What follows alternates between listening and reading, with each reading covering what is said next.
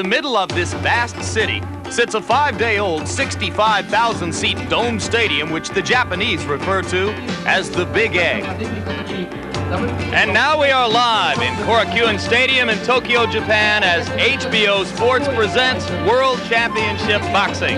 Undisputed heavyweight champion Mike Tyson defends his crown against former champion Tony Tubbs in a bout scheduled for 12 rounds. This first major international event in this new stadium follows in a series of appearances which have and will be made here by Western superstars. Both Madonna and Michael Jackson recently began world tours in Tokyo.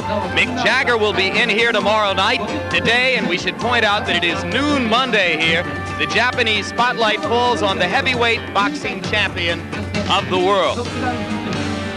Hello, I'm Jim Lampley, and I will be commenting on this boxing match along with HBO's two boxing experts, Ray Leonard and Larry Merchant. Ray, let's talk first about the growing stardom and celebrity of Mike Tyson. How do you see it affecting him at age 21?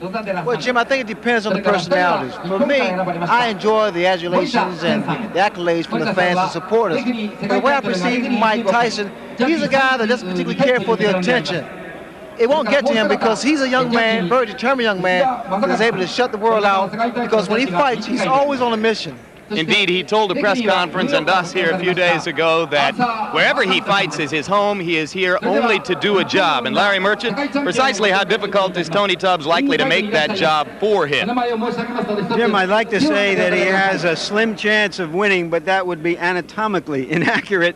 It's a fat chance that he might win. But let's keep in mind that the Japanese promoters handpicked him as the opponent because they felt, of all the contenders out there, that he had the best chance to extend the fight with the champion. And they don't want to be embarrassed as they were 15 years ago when George Foreman ended it in 2 minutes. Tony Tubbs indeed does have boxing skills. His problem is that at age 30, his attitude is much like it was at age 13 when he was wandering around the neighborhood in Cincinnati with gloves slung over his shoulder, challenging guys. You fight him for $5 or $10. They look at this pudgy kid and say, sure. And then he'd whip their butt. But I don't think that that will work against Mike Tyson. What will probably work would be if Tubbs could manage to be very busy during the fight, but this has already been a very busy period of time for Mike Tyson, who got married on February 7th, and then very shortly after that departed the United States and came here to Tokyo to fulfill a promise he made to the Japanese people back in 1986. When I become the heavyweight champ, I would love to come to Japan and defend my title. And I look forward very much to being there and meeting all the great people in Japan. Bye. And 2 years later, the journey has begun.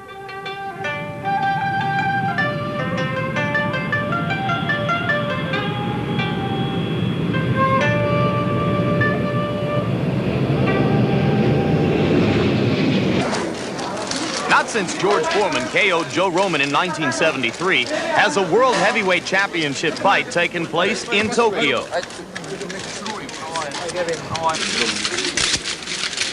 Within 2 hours of the champion's arrival here, Tyson Mania was in full cry. So I really would like thank you graciously to invite me to your country, and I look forward to giving you a good show. Immediately, the realization that the experiences of this fight would be like none other before it. No one speaks English. In the days that followed, millions of Japanese seemed totally mesmerized by the American champs. It was as if Godzilla, the movie monster of the 1950s, had returned to Tokyo.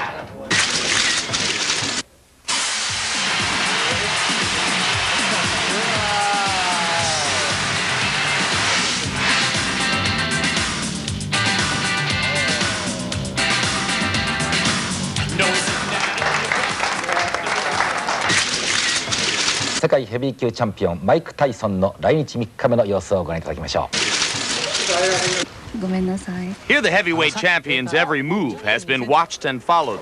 Even at 4 o'clock in the morning, photographers waited for the chase for one more picture opportunity.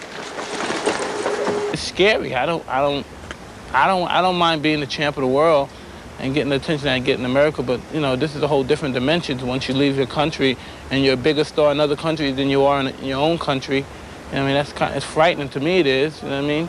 Because I didn't never want to be a superstar. I just wanted to be the champion of the world.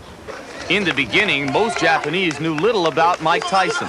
But as each day passed here, he became exactly the center of attention he claimed he didn't want to be. そうですね。まあなかなかやはり世界的に名声を発するだけあって。マイク・タイソンはセクシーだと思います。Giant. He is a symbol of the United States. できればとっても素晴らしいマイク・タイソンと一度デートしてみたいです。めっちゃ強いに違うんかな。とにかく今世界の中で一番強いと思うけど。Even the children found a way to get into the action.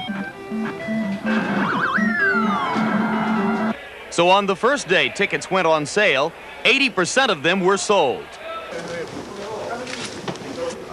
想像した以上にすごかった。 Whether an autograph, a photograph, or just a brief touch, everyone wanted a piece of the champion destroyer from the West. I don't feel bad. I feel like I left Earth and went to another planet. I never experienced anything like that before in my life. Around a bunch of people just floundered around me, and I was so excited to just be around me. It was an experience I don't know if I will experience again. I feel everyone should know who the world champion is. And in my mind, before I ever traveled to another country to fight in a world championship contest, I thought, yeah, everyone should know the champion of the world. But God, man, I would have took second thoughts if I knew it would have been like this. And this was just the beginning. The new bride's arrival only added more fuel to what was already the hottest story in town. But the biggest story was the day Mike Tyson met one of Japan's greatest sumo wrestlers, Konishiki. Outweighed by 300 pounds, Tyson was hardly the heavyweight in this ring.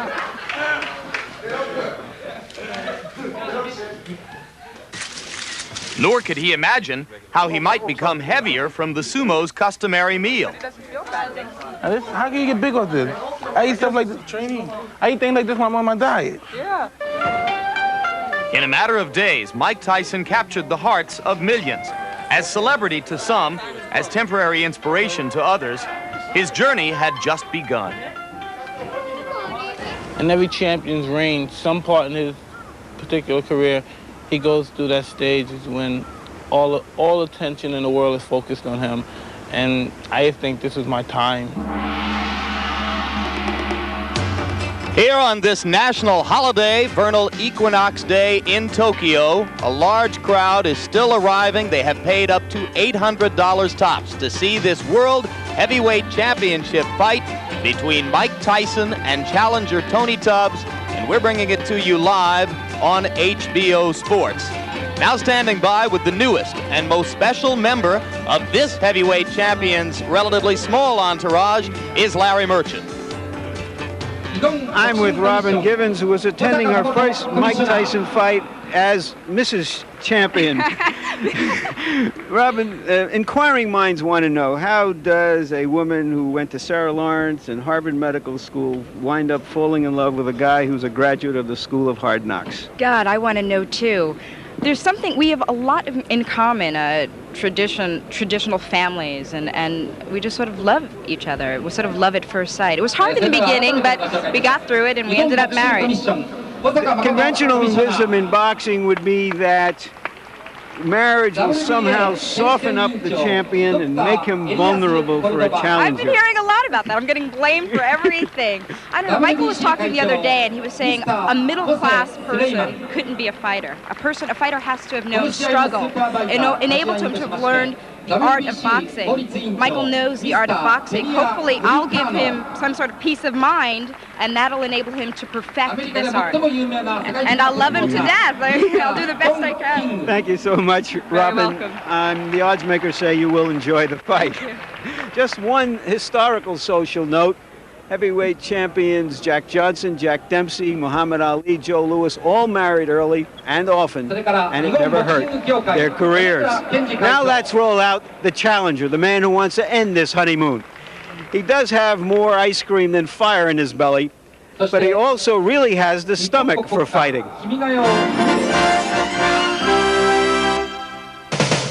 In America, a well-conditioned body is one of the most eagerly sought aesthetic ideals of the 1980s. Everywhere we look, we are reminded of it. Experts tell us how to lose weight, how to tone up, how to exercise, what to eat. Most of us suspect we're only a book away from looking marvelous.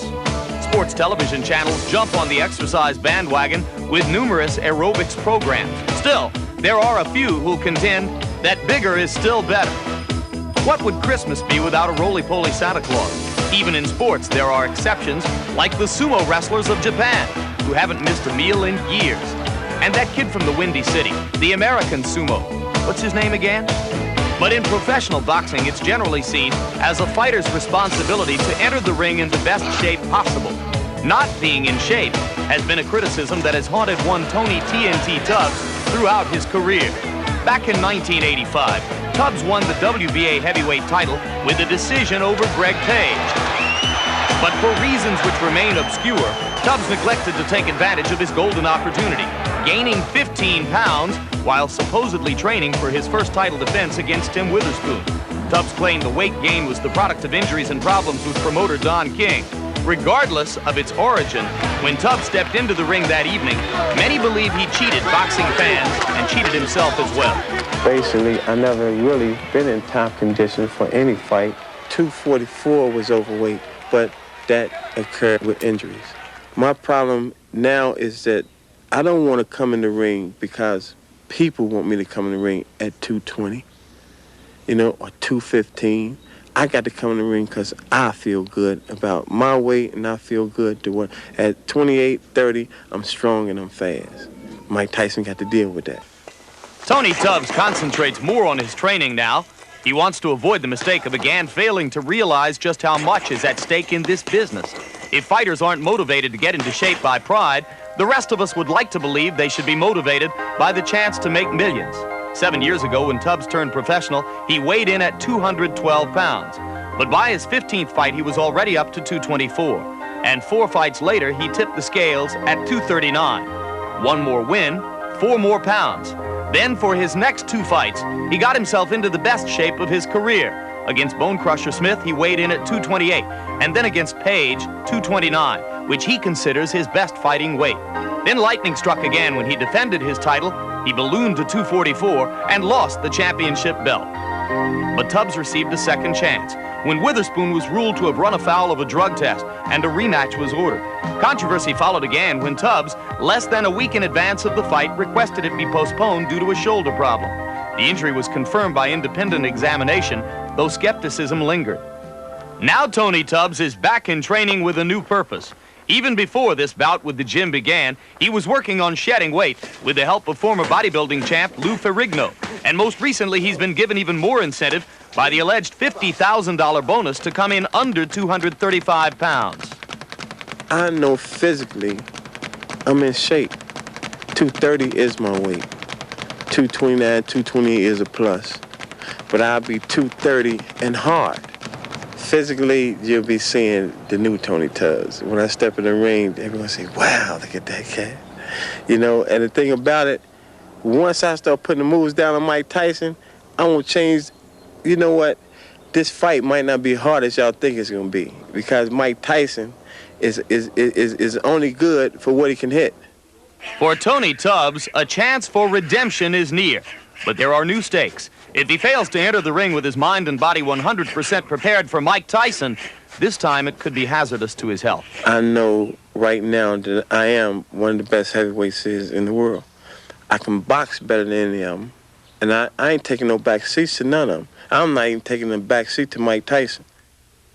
Through the perilous fight, o'er the ramparts we watched, were so gallantly streaming, and the rocket's red glare, the bombs bursting in air, gave proof through the night that our flag was still there. Oh, say does that star-spangled banner yet wave o'er the land of the free?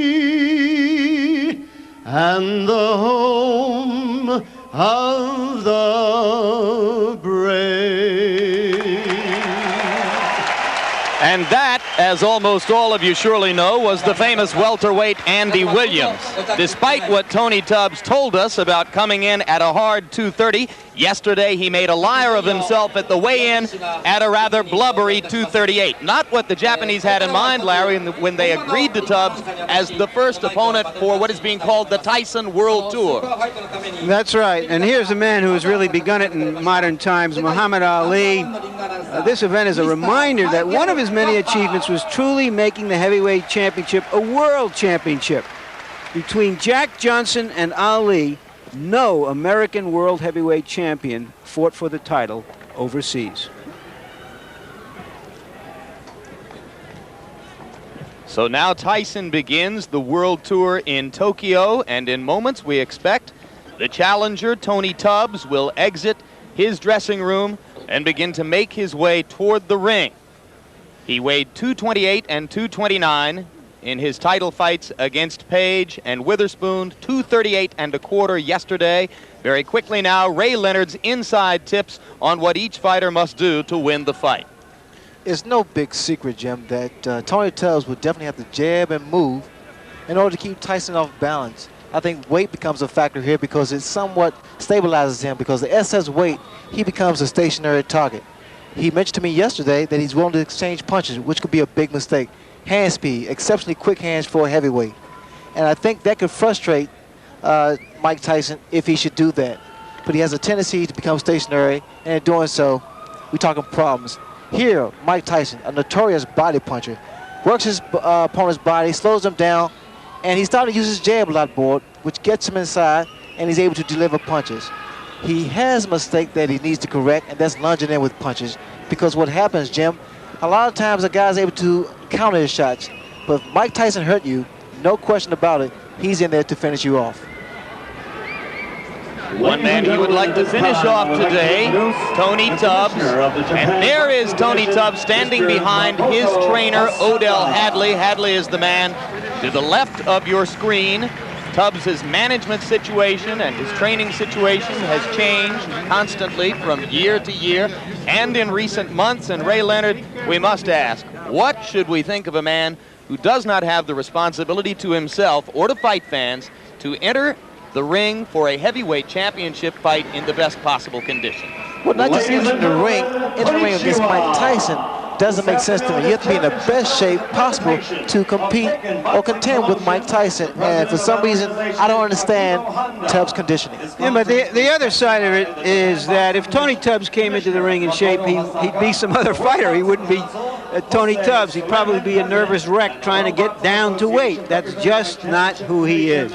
As we look at the tail of the tape, you will see that Tubbs weighs 238 and a quarter and enjoys the reach and height advantages over Tyson that virtually every heavyweight who ever faces Mike Tyson will enjoy. Tyson weighed in at a relatively trim 216 and a quarter. He is almost always, Ray, in immaculate condition, and once again here that appears to be the case. You can expect the first round. There is no such thing as feeling out process to Mike Tyson. He jumps right on his opponents and try to take their heart. We have to see whether or not that's going to happen today. And millions of boxing fans watching around the world, welcome to the fabulous stadium known as the Big A. And here is our punch stat profile of the fighters, how many punches they throw. They throw roughly the same amount of punches. The difference is that Tyson throws many more hard punches and lands a very high percentage of them. And the jabs, you see that Mike Tyson does throw a decent amount of jabs. Tubbs can throw a lot of jabs, although he has told us that you cannot hold Mike Tyson off with a jab. Don't look for too many of them in this fight, he says. Rules have been worked out between the WBA and the WBC for technical reasons, which we'll explain in a moment. The IBF is not involved in rules discussion here. The 3 knockdown rule has been waived for this fight. Scoring will be done by 3 judges on the 10-point must system. A fighter can be saved by the bell in the last round only.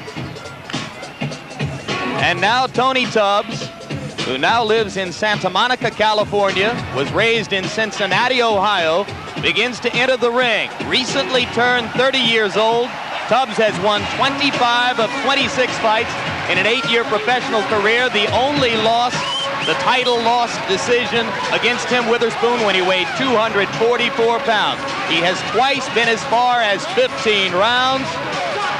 And he weighs 238 1/4 today after claiming to us 2 days ago that he would step on the scales at 232.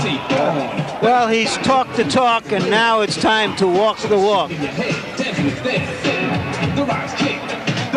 Incidentally, he's getting about 1/10 of the purse of Mike Tyson. He's getting $9 million. About $500,000 will go to Tubbs after all of his expenses. I figure out that that's about 100,000 quarts of ice cream or a shrimp salad in Japan. Tony TNT Tubbs, one-time WBA heavyweight champion of the world.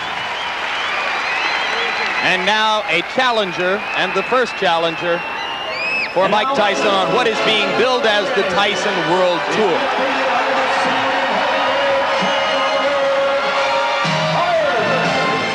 There is a syndrome evolving here in Japan, which is described by a new term in the Japanese language. It is called gaitare. It refers to foreign celebrities who are brought here by the overwhelming economic power of the yen currency as opposed to other world currencies. Now joining Madonna, Michael Jackson, and Mick Jagger as gaitare is Mike Tyson. And the interesting thing here is we were led to believe that the Japanese fans would view this more as a show, and that they sit on their hands a lot. But they are truly as excited as people led us to believe they were underneath their impassive masks. Of course, if you have seen Tyson before, you are aware of what is called the gladiator look. No robe, no towels, no socks, just the black trunks, the boots, and the 10-ounce Everlast gloves. Mike Tyson is 21 and a half years old, unbeaten in 33 fights with 29 knockouts. He went 12 rounds to a decision twice. This is his 6th title defense as heavyweight champ, the 3rd defense as holder of the championship in the eyes of all 3 governing bodies. Because of a conflict between local promoters and the International Boxing Federation, only the WBA and WBC title belts are being billed in Japan in connection with the fight. But in reality and in the eyes of boxing fans, it is the unified title which is at stake.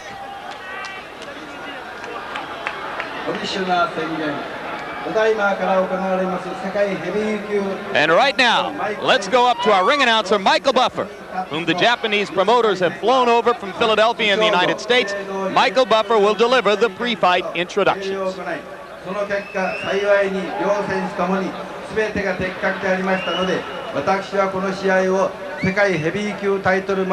This, of course, is the Japanese ring announcer who is providing initial instructions for Japanese fans here as to the principles in the ring. And now, Michael Buffer takes over the mic.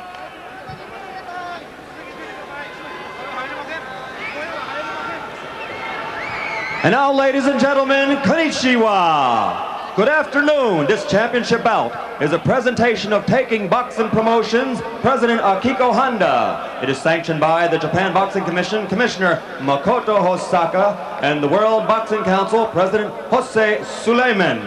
The World Boxing Association is represented by Championship Committee Chairman Dr. Elias M. Cordova Jr. The ringside supervisor is Gabriel Peña Garicano. He's the WBC General Counsel. The 3 judges are Larry Rosadilla of the United States, Masakutsu Uchida of Japan, and Ken Morita of Japan. And working for the 78th time in a world title bout is the referee Arthur Mercanti of the United States.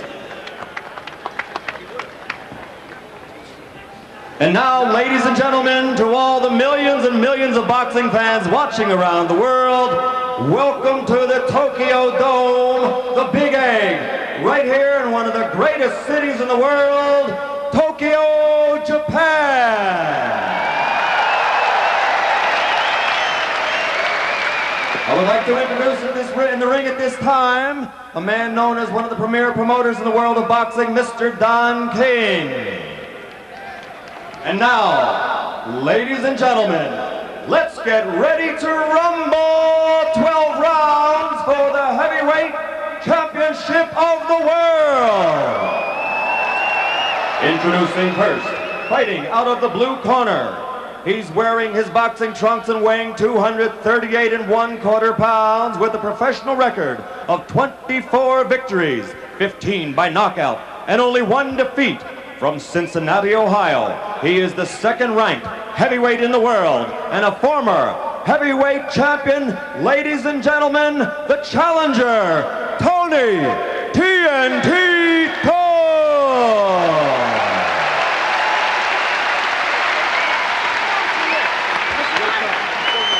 And fighting out of the red corner, wearing the solid black trunks and weighing 216 1/4 pounds, from Catskill, New York, which is the hometown of the late great trainer of champions, Cus D'Amato.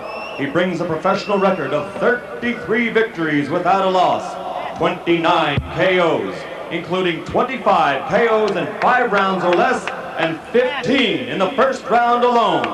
Ladies and gentlemen, presenting the undisputed, the undefeated heavyweight champion of the world, Iron Mike Tyson!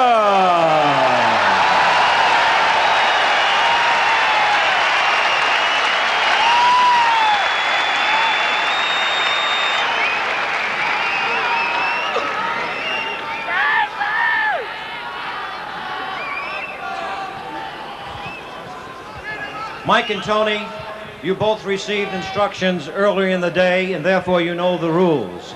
I wish you both an awful lot of luck now. Return to your corners to await the starting bell. Good luck. That's Arthur McCanty doing his 6th heavyweight championship fight, his 78th world championship fight. Tubbs says he knows how to fight. The champion, everyone says it. It's a little bit more difficult to pull it off. Let's see if he really wants to rumble as he says he does. I see Mike Tyson eyeing the belly, the midsection of Tony Tubbs, so look for him to jump right on him in the first round. Okay, we're all set? All set. Go. Mercanti says they're all set, and there's the bell for round 1. Tubbs throws the jab, and Tyson responds in kind. Go, you're right, baby.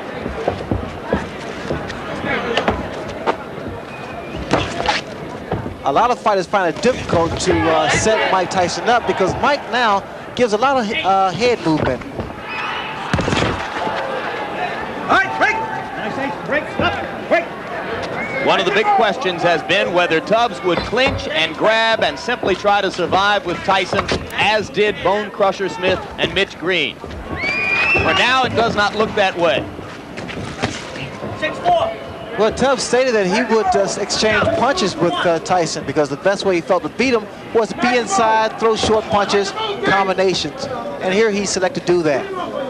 I don't necessarily agree with that, Jim, because what happens, Tyson, with his shorter arms and upper body strength, is able to do a great deal of damage to the midsection of his opponent. Watch for the left hook by Mike Tyson. Tubbs trying to go downstairs to Tyson's body. You see the left jab of Mike Tyson. He's starting to use it more consistently now.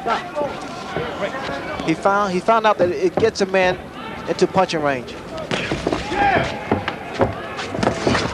And you can begin to see the startling hand quickness that Tubbs brings. Startling partially because of the shape of his body. Well, here with Tubbs, the uppercut. I also noticed the uppercut of Mike Tyson. He's able to throw the same punch twice, under and over. Tyson missed with the left hook. Earlier, he had landed a wicked right to the kidney. Look for a looping right hand by Mike Tyson because that's the punch I see that Tubbs is vulnerable to. He keeps dropping that left hand. 1 minute to go in round 1. Tubbs landed a left and ducked away effectively. You know what to do, champ. There you go. There you go. There you go. You know what to do, champ. Speed, baby, speed. What Tubbs needs to be doing now, he needs to throw 2 and 3 jabs to kind of break the rhythm of Mike. Because what's happening, Tyson started to set up. You need to break that rhythm with a jab. Tubbs throwing the uppercut. A lot of people think he will have to be effective with that punch because Tyson comes in constantly. Well, Tyson also lunged him with an overhand right there, and that's one of the mistakes he makes. 10 seconds to go in round 1.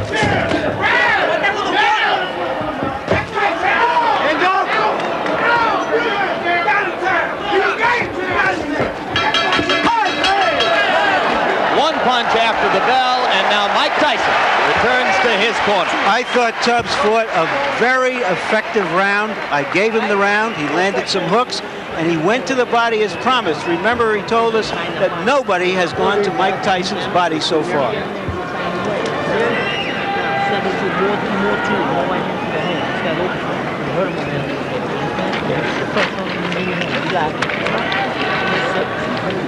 The voice is that of trainer Kevin Rooney. Mike. In here, Mike. Oh, you got it? 6 and 1, half dozen the other.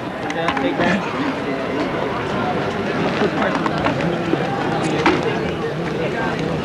Keep moving to the right. If I make a move for you, move to the right now. I'm cutting to that body by moving that foot. You hit him with the right hand to the chin. Just relax. Okay? Second down. Second down. Okay. Good. Second down. Round 2. The talking in Tubbs' corner was done by trainer Odell Hadley. So now Hadley and Rooney have had their minute, and round 2 begins. Tubbs keeping that right hand up because of the left hook of Mike Tyson. But also, you notice now you see a much more relaxed Tony Tubbs. So now his punches are being more fluid. Look at Tyson with the rapid-fire 3 jabs in a row. Something new within the past year. Well, Tyson is starting to improve each time he steps into the ring. But what I see here in Tubbs is pretty much trying to get range so he can drop his right hand, because in his corner they told him to drop the right hand. The left hook lands, but he needs to come back with the right hand.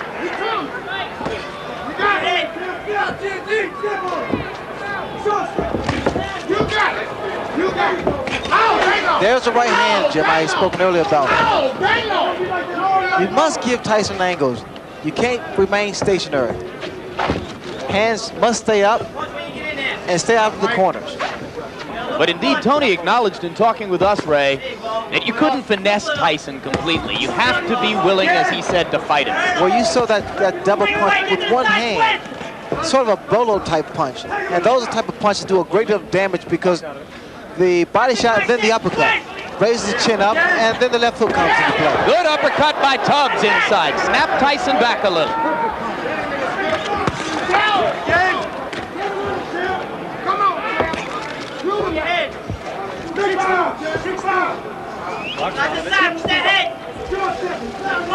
Tubbs has to be very careful. You notice he put both feet together, and that's easy to be knocked down or knocked off balance. He's trying to use his additional weight. Coming up on a minute to go in round 2. Tony Tubbs so far appears in no way intimidated by Tyson's fury, as have so many of his opponents. Good left hook, good combination by Tubbs. Open up.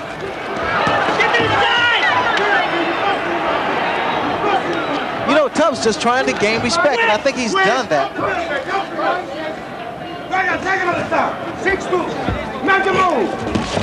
Good left by Tyson. Tubbs reeled. Those hands must be kept up higher. And again, like I stated earlier, Jim, I don't think it's a good idea to exchange punches with Tyson. Good body shot, but you need combinations now. 30 seconds left in the round. Both fighters have had their say here. I couldn't tell whether or not that punch hurt. Tubbs is hurt. Tubbs is hurt badly. It was a left hook. And it's over. Odell Hadley has jumped in the ring. The fight is over. With stunning swiftness.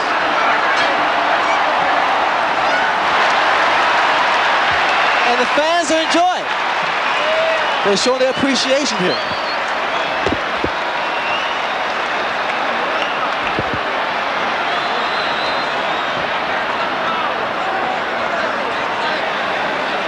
Remarkable.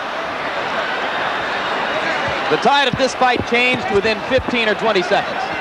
Well, that's what a great puncher can do. The boxer is thinking all the time, and the puncher is punching all the time. The only thing I can say now is that if you thought that whale hunting was outlawed in Japan, we just saw that Mike Tyson hadn't heard about it.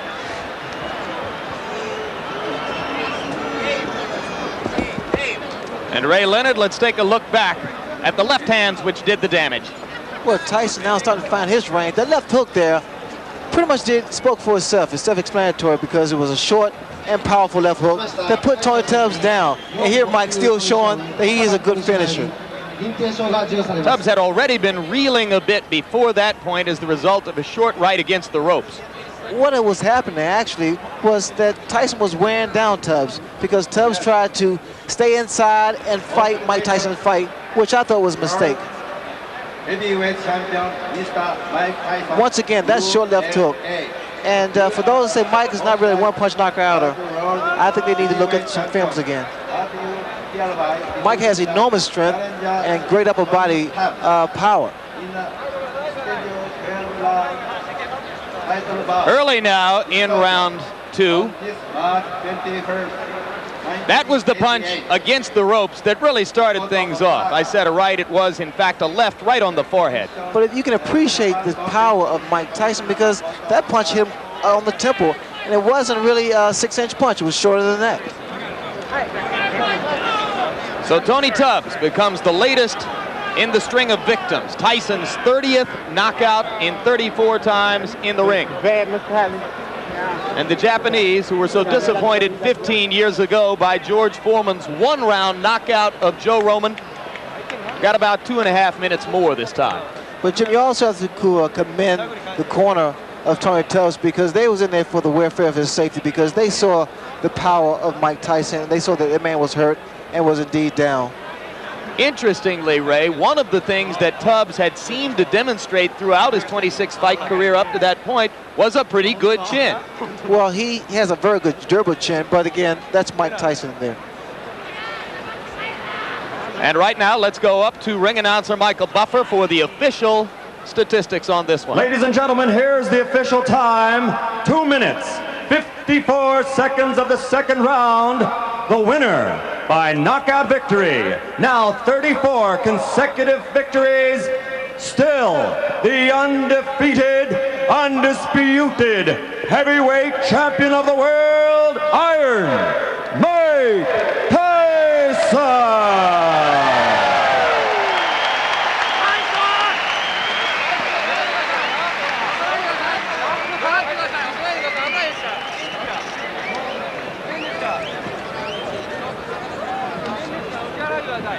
Well, Ray Leonard, Tony Tubbs himself, as it turns out, said it best in a press conference a few days ago when, in sarcasm, he said to the audience, "I'm the tune-up, the big fight is in June." As it turns out, he was exactly right. He was the tune-up, the big fight is in June. What did Michael Spinks see today that he will have to worry about on June 27?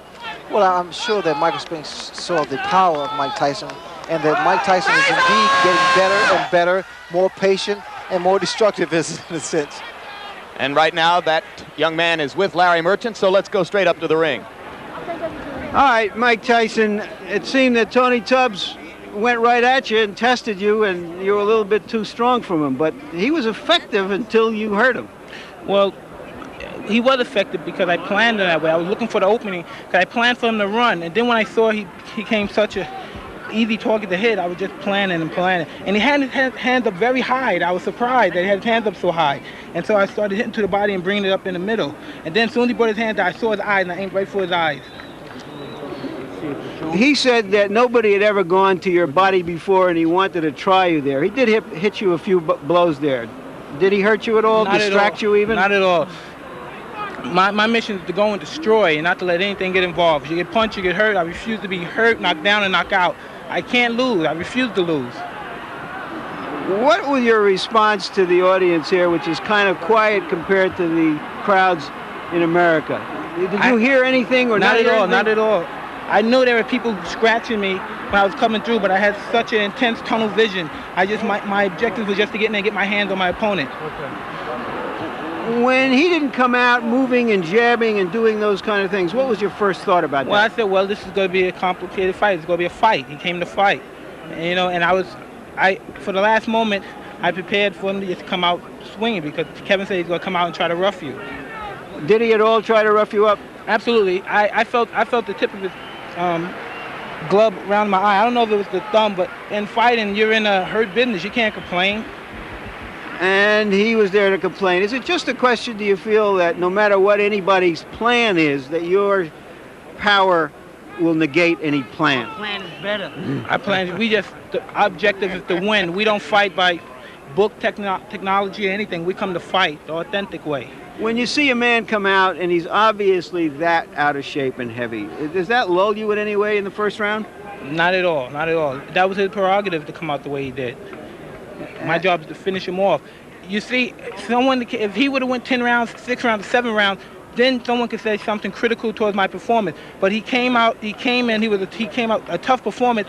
He didn't come like a guy that just came to pick up a payday. He got hit with a solid shot.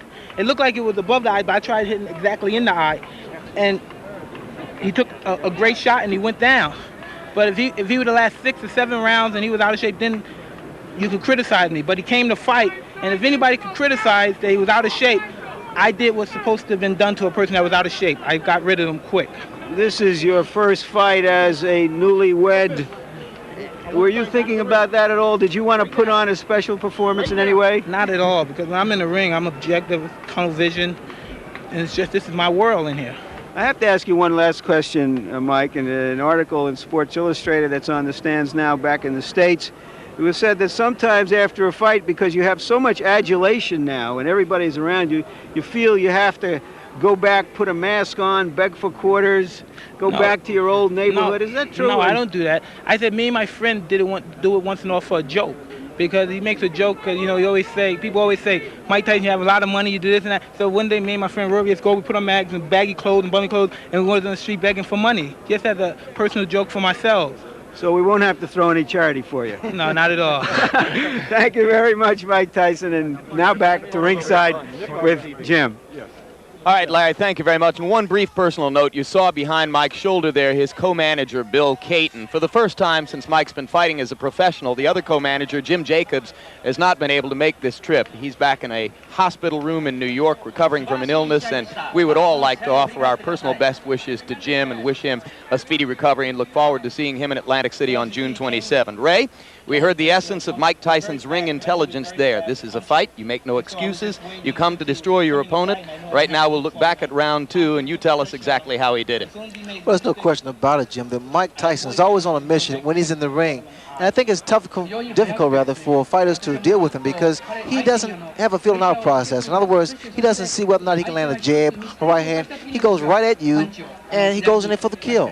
And we're going to take a look back now at the entire second round, Ray, from the handheld camera angle, which will give you a feel of what it looked like to us from ringside. Remember that Larry Merchant himself commented that he thought Tubbs fought a very effective first round, and in fact scored the first round for Tubbs. I thought it was pretty close to even, but certainly I thought Tubbs had given an impressive account of himself in round 1. The first round, that's the way you fight Mike Tyson, or compete with Mike Tyson, rather, because you have to give him angles, jab. You see the jab, how effective it is, movement, never a stationary target, because what happens here, when you become stationary, Mike Tyson works your body, he brings your hands down, and then he goes for the kill. I thought the first round was a pretty good round for Tubbs, although I would have preferred to see a lot more movement, a lot more left jabs thrown. Do you think that fatigue was becoming a factor this early in the fight for Tony? That's rather premature to say because normally body shots wear you down in the later rounds, but then there's always an exception to the rule because Mike Tyson's body attack is so devastating. Here he's going right to the midsection, and I'm sure Tubbs felt those shots. Tubbs, again, made the mistake of trying to exchange punch for punch from Mike Tyson, and in doing so, he took away what got him to the championship. That's the jab, the movement, and his boxing style. There you saw Tubbs doing as he claimed he would try to do, delivering body shots to Tyson. But what you have to understand, Jim, inside, Mike Tyson has the greater upper body strength. And he has the shorter punches. He throws more combinations inside, and they're short because his hands are very fast too for a heavyweight.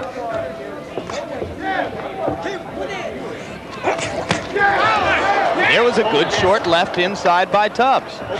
But you also see the power of Mike Tyson because always after Tubbs delivers his combination, Tyson retaliates. And indeed, that's the problem of bringing the strategy that Tony said he would bring. You've got to fight with Mike Tyson, but then you give him a chance to do his thing. Look at the short shots that Mike hits his opponents with. Good short left hooks to the head, right hooks to the head, and then he delivers that crunching body shots. Not a lot of movement from Tubbs, although Tubbs now is trying to get some respect from Mike Tyson. I love that combination there with the same punch, same hand. The right to the body and an uppercut, right uppercut.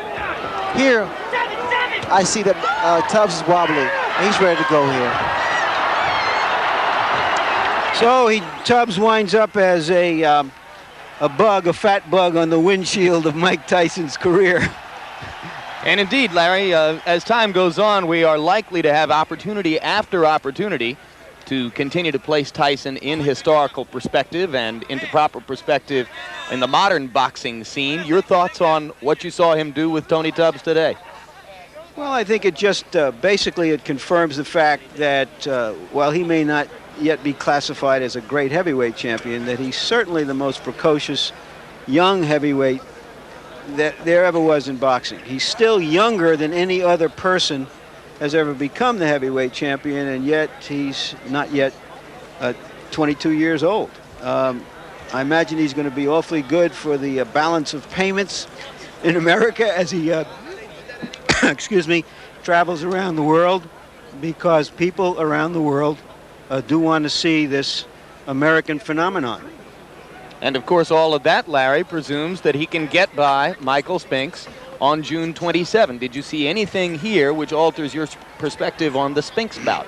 Well, the only thing I've seen here that would affect the Spinks fight would be that Michael Spinks knows, if he ever had any idea of staying inside with this guy, that he's got to just stay away from him and hope to frustrate him and make him a little wild and crazy and tentative. And then jump in as he is wont to do. I have great respect for Michael Spinks as a fighter, but against somebody who is as young and strong and especially as fast with his hands, with his feet, and even with his mind. He adjusts with his mind. Not many 21-year-old fighters can do that. I don't see any hope for Michael Spinks or anybody else out there that we know of at this point.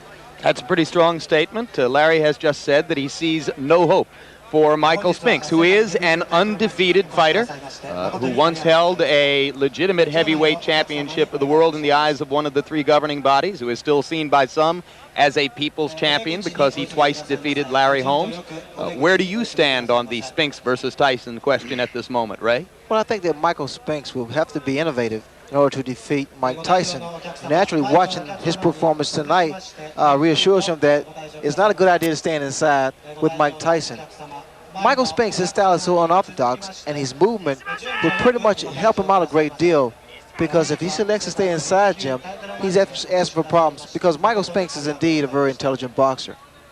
All right, just to sum up, and with thanks to Ray and Larry, what you have seen today was 21-and-a-half-year-old heavyweight champion Mike Tyson earning about $9 or $10 million for just under 6 minutes worth of work in the ring, the product of the continuing development process, which was begun by a great fight trainer named Cus D'Amato, which continues now under Kevin Rooney, under the management of two men named Bill Caton and Jim Jacobs, and the prospect continues to exist that we will watch this heavyweight champion fight all around the world against all kinds of opponents. Stay tuned immediately following this World Championship Boxing telecast for a special presentation of The Hitchhiker Special Ingredient, followed by A Nightmare on Elm Street 3 Dream Warrior. Those are on the East Coast and in the central regions. Jumpin' Jack Flash on the West Coast and in the mountain areas. All of those shows will be seen in their entirety. Be sure to